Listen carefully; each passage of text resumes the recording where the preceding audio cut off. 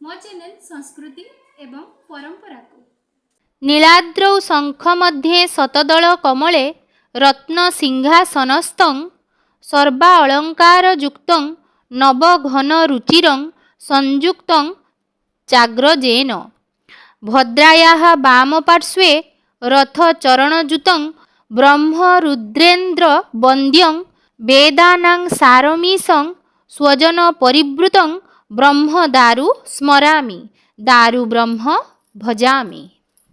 श्रीक्षेत्र साहिजात उत्सव महाप्रभु श्री जगन्नाथଙ୍କ धाम श्रीक्षेत्र हेउछि बहु प्राचीन सांस्कृतिक पीठ।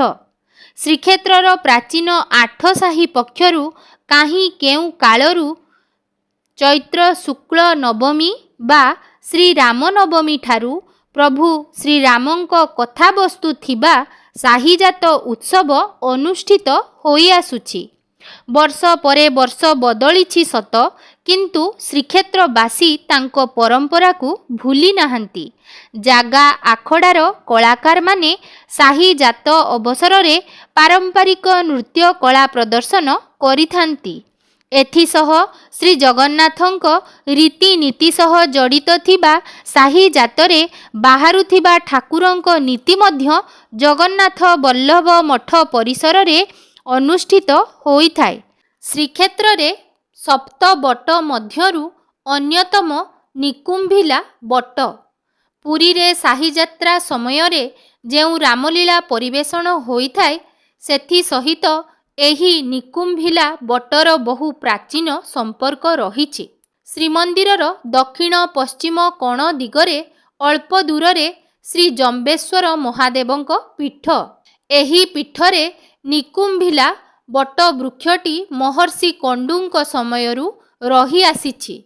पुरी रे साहिजात्रा समय रे जेउ रामलीला परिवेषण होइथाय सेथि सहित एही निकुंभिला बटर बहु प्राचीन संपर्क रहिछि। रामलीला रे श्रीलंकार रावण यज्ञ अध्याय रे एही निकुंभिला वृक्ष तले यज्ञ करिथिले।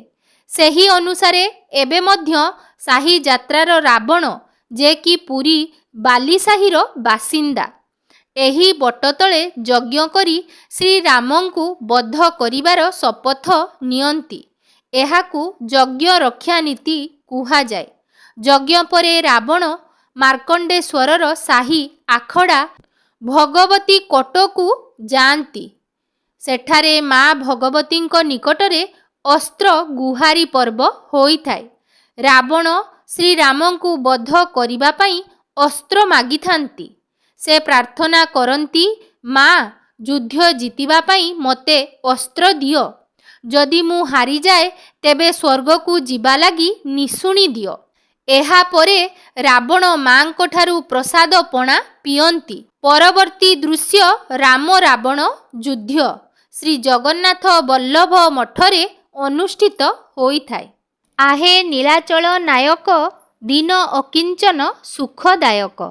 तेबे पुरीर प्रसिद्ध श्रीक्षेत्र साहिजातर पावन अवसर रे कलाकार माने किपरि भाबरे खंडा ढाल तरबारी एवं लाठी धारण पूर्वक रावण सप्तशिरा परशुराम नागा एवं मेढ़ आदि नृत्य परिवेषण करिथांती एवं प्रभु श्रीरामଙ୍କ लीला ओ कथा वस्तु को कलाकार माने विभिन्न जागा आखड़ा साही ओ बड़दाण्डरे परिवेषण करिथांती।